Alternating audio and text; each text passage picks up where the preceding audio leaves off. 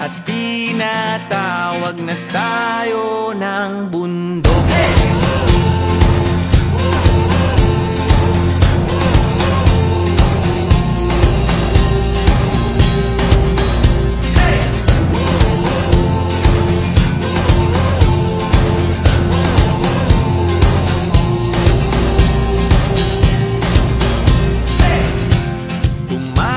Na tayo palayo sa maraming tao,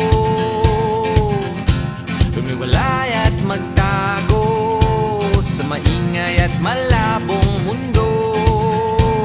Bumubulong ang hanging habagat at hampas ng alon, dumudulog at niyayakag na tayo ng karagat.